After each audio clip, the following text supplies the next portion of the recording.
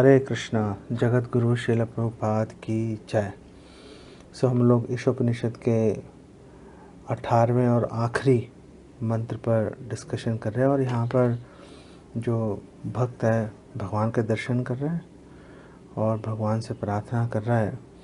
वो कह रहा है, हे भगवान, आप अग्नि के समान आप शक्तिशाली हो, आप सर्वशक्तिमान हो। मैं आपको प्रणाम करता हूँ, दंडवत प्रणाम करता हूँ। आप प्लीज़ मुझे सही रास्ते पर, सही मार्ग पर आप मुझे डालिए। और आपको पता ही है मैंने अभी तक क्या क्या कार्य किए हैं। तो मेरे जितने भी पूर्वकृत जो पाप हैं, आप उनसे मुझे छुटकारा दिलाइए, ताकि भक्ति के उन्नति के पथ पर जो भी बाधाएं हैं वो उनसे मैं छूट जाऊं, कोई बाधाएं नहीं आए भक्ति के मार्ग में। तो ये यहाँ पर जो भक्त भगवान को अग्नि के समान कह रहा है, तो हमें ये समझना चाहिए कि ये एक जैसे चंद्र शाखा न्याय है कि चंद्रमा सीधा नहीं देख पा रहे, इसलिए एक शाखा को दिखा के फिर शाखा से आगे चंद्रमा को दिखाने की बात कर रहे हैं। उसी प्रकार से भगवान को अग्नि के समान बताकर ये बता रहे हैं, जैसे अग्नि में हर वस्तु को जलाकर राख करने की क्षमता है, ऐसे ही भगवान सर्वशक्तिमान है। लेकिन अग्नि और भगवान की वास्तव में कोई तुलना नहीं है। इस बात की डिस्कशन श्रील भक्ति सिद्धांत सरस्वती ठाकुर भी करते हैं। वो बोलते हैं कि भगवान की उपमा केवल भगवान से ही दी जा सकती है, अन्य किसी भी वस्तु व्यक्ति से भगवान की तुलना करना पूरी तरह से उचित नहीं है। सिर्फ समझाने के लिए कई बार उपमा दे दी जाती है। तो जो भक्त है वो भगवान की सेवा में लगा हुआ है और साथ में वो दुनिया के सांसारिक काम भी कर रहा है। वो तो उसमें क्या हो रहा है कि कई बार जैसे व्यक्ति नया जुड़ता है, वो सकाम कर्म में जुड़ा होता है। तो सकाम कर्म में जो जुड़ा होता है उसकी प्रभुपाद कमियां बता रहे हैं कि जो सकाम कर्म है उसकी क्या कमियां हैं। पहली बात है कि जो कर्म कांड से जुड़ा हुआ है उसमें हल्की सी भी अगर कुछ कमी या गलती रह गई तो वो जो कर्म है विकर्म बन जाता है, कि आप पुण्य अर्जित करने गए थे, पाप अर्जित करके आ गए। बिल्कुल उल्टा उसका इफ़ेक्ट हो जाता है। जो यज्ञ करने वाला है, जो कर्म कांड करने वाला है, उसके लिए वही कार्य जो है खतरनाक बन जाता है। इसका उदाहरण हमें भागवतम में मिलता है। भागवतम में वर्णन आता है त्वष्टा का। त्वष्टा जो है वो वृतासुर और विश्वरूप का पिता है, और विश्वरूप जो है उसका वध कर दिया था इंद्र ने। तो इंद्र से बदला लेने के लिए त्वष्टा ने यज्ञ किया कि इंद्र का शत्रु पैदा करूँगा। तो लेकिन मंत्र ठीक से उच्चारण नहीं कर पाया, तो वृतासुर उत्पन्न तो हो गया उस यज्ञ से, लेकिन वो इंद्र का शत्रु नहीं बना, इंद्र उसका शत्रु बन गया। तो करने कुछ और गए थे, हाथ में कुछ और लग गया। ये कर्म कांड की प्रॉब्लम, समस्या रहती है। और दूसरी प्रॉब्लम ये है कि जो कर्म कांड है जो कि विकर्म बन जाता है, वो इंद्र तृप्ति से प्रेरित होता है। और क्योंकि वो इंद्र तृप्ति से प्रेरित है, इसलिए वो आत्म साक्षात्कार में उन्नति के पथ पर जो है बाधा बन जाता है। क्यों बाधा बन जाता है? क्योंकि केंद्र में हम लोग खुद स्वयं अपने आप को रखते हैं भगवान कृष्ण के बजाय। तो कोई बोल सकता है आप कर्मकांड की इतनी आप बुराइयां कर रहे हो, तो क्या भक्ति में आप जुड़ गया, कोई व्यक्ति जुड़ गया तो क्या सफलता की गारंटी है उसकी? तो श्रील प्रभुपाद बोल रहे हैं, देखो सफलता की गारंटी नहीं है। भगवत गीता का प्रमाण दे रहे हैं। बोल रहे हैं चलो ठीक है, उसने शुरू की, नहीं हुआ सक्सेसफुल, योग भ्रष्ट बन गया वो, तो भी कोई प्रॉब्लम नहीं है। वो एक ब्राह्मण या एक अमीर परिवार में उसका जन्म हो जाएगा। शुचि नाम श्रीमताम के योग भ्रष्टो भी जाए थे। लेकिन प्रभुपाद बोल रहे हैं कि देखो एक ब्राह्मण कुल में जन्म ले लिया तो आपको उसका एक लाभ भी होगा और एक नुकसान भी होगा।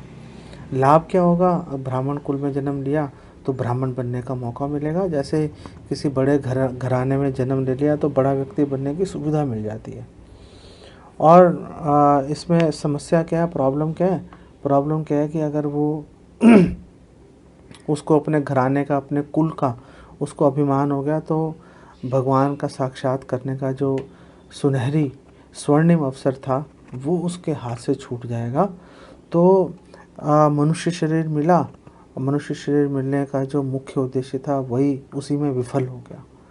इसीलिए श्रील प्रभुपाद कह रहे हैं कि एक व्यक्ति को सामने से प्रयास करके ब्राह्मणोचित गुण जैसे सत्यवाद, सरलता, सहिष्णुता, इंद्रिय संयम, भगवत ज्ञान, भगवान में श्रद्धा आदि उसको विकसित करने का प्रयास करना चाहिए।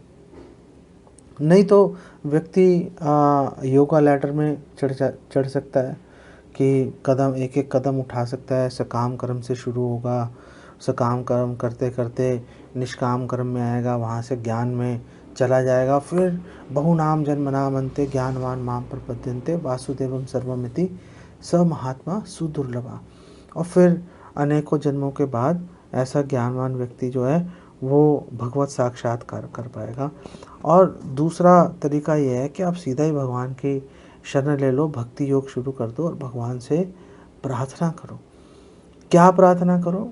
जैसे यहाँ पर भक्त भगवान को प्रार्थना कर रहा है, हे भगवान आप प्लीज़ मेरे सारे पापों को नष्ट कर दो। क्या हो रहा है उन पापों से? मैं आपका दर्शन नहीं कर पा रहा। तो ये पाप कौन से हैं? ये पाप जो हैं ये भौतिक इच्छाएं हैं। जब तक हमारे हृदय में भौतिक इच्छा रहेंगी तब तक हम भगवान का दर्शन नहीं कर पाएंगे। तो ये पाप दो तरह के होते हैं, हमारे पूर्ववर्ती आचार्य एक्सप्लेन कर रहे हैं। एक पाप होता है कि शास्त्रों में निषेध है और हम किए जा रहे हैं, और दूसरे तरह के जैसे शास्त्रों में हमारे निषेध है कि जुआ नहीं खेलना, शराब नहीं पीना, मांस नहीं खाना, व्यभिचार नहीं करना, लेकिन लोग इंद्रियों के वेग में आके कर लेते हैं। और दूसरा है कि जो शास्त्रों में अनुमोदित है, जो शास्त्र कह रहे हैं करने के लिए, उन कार्यों को नहीं करना। जैसे सुबह उठना, स्नान आदि करके भगवान की भक्ति करना, पूजा करना, भगवान की दान देना, भक्तों के भगवान की और भक्तों की सर्विस करना, उनको उनकी सेवा करना, ये सब हमारे शास्त्रों में अनुमोदित है। नहीं करना तो पाप की कैटेगरी में बेसिकली आ जाता है। तो श्रील प्रभुपाद एक्सप्लेन कर रहे हैं कि ये जो भक्ति योग है जिसमें सीधे ही भगवान की शरण ले ली, वो श्रेष्ठ है। क्यों श्रेष्ठ है? क्योंकि जो कर्म कांड है उसके अंदर भरे पड़े हैं पाप कर्मों के फल। आप पाप भी कर रहे हो, पुण्य भी कर रहे हो, कड़वे फल भी खा रहे हो, मीठे फल भी खा रहे हो। ज्ञान कांड के अंदर चलो ज्ञान हो जाता है, पाप कर्म घट जाते हैं, खत्म नहीं होते, चलते रहेंगे वो पाप कर्म साथ साथ में। लेकिन भक्ति योग के अंदर कोई पाप का कोई कर्म फल मिलता ही नहीं है एक भक्त को। ये तो एक बात है। और दूसरी बात यह है कि उसको भगवान की सुरक्षा भी मिल जाती है। भगवान सामने से उसको प्रोटेक्ट करना शुरू कर देते हैं, भगवान उसको मार्गदर्शन देना शुरू कर देते हैं। तो इसीलिए ये बोला जाता है कि भगवत कृपा के बल पर भक्त एक ब्राह्मण तो क्या भगवान के गुण प्राप्त कर लेता है। इसीलिए ब्राह्मण परिवार में जन्म नहीं भी लिया, स्वपचा, बल्कि हमारे शास्त्रों में तो कहा है कि चंडाल के परिवार में भी जन्म ले लिया तो भी वो यज्ञ करने का अधिकारी बन जाता है, क्योंकि भगवान को स्पर्श कर रहा है, भगवान के सानिध्य में है।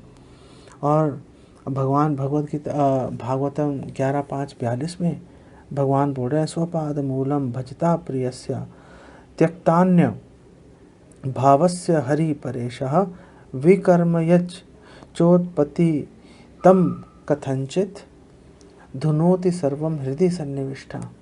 ये भगवान इतने दयालु हैं अपने भक्त के प्रति, जो पूर्णतः भगवान के शरणागत है, कि कई बार एक भक्त अगर विकर्म भी कार्य करता है, अगर पाप पूर्ण कार्य भी करता है, वैदिक शास्त्रों के विरुद्ध जाके कार्य करता है, भगवान तुरंत उसके इस गलतियों को सुधार देते हैं। हृदय में बैठे हैं उसको हृदय से मार्गदर्शन भगवान दे देते हैं। क्यों करते हैं? क्योंकि जो भक्त हैं भगवान को बहुत प्रिय होते हैं। तो भगवान दो तरह से मार्गदर्शन देते हैं, गुरु साधु शास्त्र। भगवान ने गुरु भेज दिए, शास्त्र दे दिए, साधु दे दिए, उनके मार्गदर्शन में आप भक्ति में आगे बढ़ सकते हो। इसीलिए हमारे शास्त्रों में बोला है कि यस्य देवे परा भक्ति, कि एक जो भक्त है उसको गुरु में और भगवान में एक जैसा विश्वास होना चाहिए। जितना विश्वास गुरु भगवान में है उतना ही विश्वास गुरु के अंदर होना चाहिए।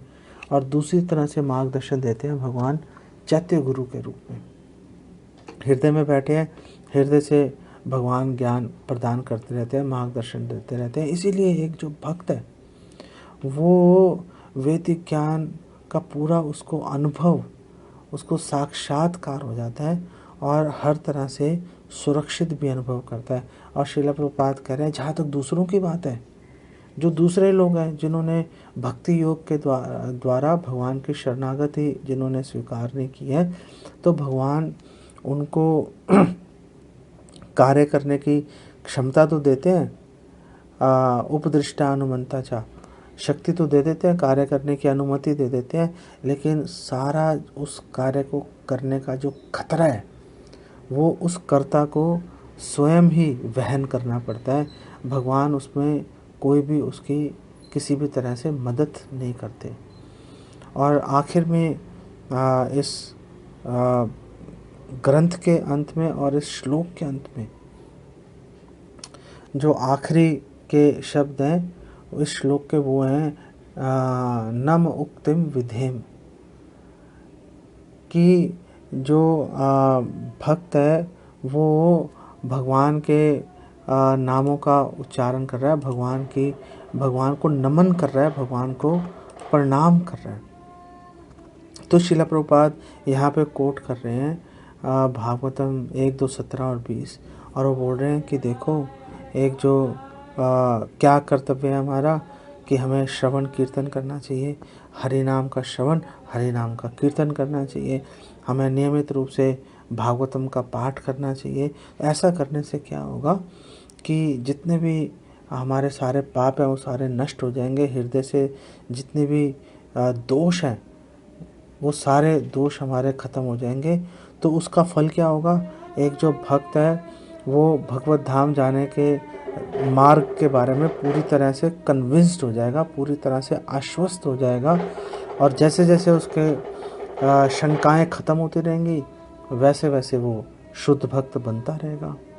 और इसका हमारे पूर्ववर्ती आचार्य कह रहे हैं कि नम उक्तिम विधेम का एक मतलब ये भी है कि आपने एक बार बोल दिया नमा, आपने चाहे मन से भगवान को प्रणाम नहीं किया हो, चाहे आप साक्षात आपने भगवान को फिजिकली आपने दंडवती आपने नहीं किया आपने, तो भी भगवान प्रसन्न हो जाते हैं सिर्फ नमः बोलने से। भगवान इतने दयालु हैं, भगवान इतने लालायित हैं। भृत्य अनुग्रह कातरा भगवान के बारे में बोला गया हमारे शास्त्रों में कि भगवान अपने भृत्य, अपने दास, अपने सेवक पर दया करने के लिए कातर हैं भगवान। ऐसा नहीं है कि चलो देखते हैं क्या होगा, भगवान लालायित हैं करने के लिए। और इसका एक और मतलब ये भी है कि एक भक्त भगवान को बोल रहा है कि हे भगवान, आपने मेरी जो भी आपने सहायता की है, मैं आपके इस उपकार का मैं प्रतिकार नहीं कर सकता, मैं आपका ये जो कर्जा है, जो ऋण है, मैं उतार नहीं सकता कि आपने मेरी प्रार्थना सुन ली। मैं बस एक ही काम कर सकता हूँ कि मैं आपको बार बार मैं आपको प्रणाम करता रहूँ, आपको नमन करता रहूँ। और यही बात आप देखो, अर्जुन भी भगवत गीता के आखिर में यही काम कर रहा है। जो भगवान का साक्षात्कार कर लेता है, जो भगवान की कृपा के दर्शन कर लेता है, वो बस भगवान को प्रणाम करके कृतज्ञता का अनुभव करते हुए भगवान की सेवा में नियुक्त हो जाता है। और ये सारे कार्य होंगे हरि नाम के श्रवण और कीर्तन के माध्यम से। यही इस श्लोक और इस पूरे ग्रंथ का तात्पर्य है। इसको यहीं पे विराम देते हैं। जगत गुरु श्रील प्रभुपाद की जय। हरे कृष्णा।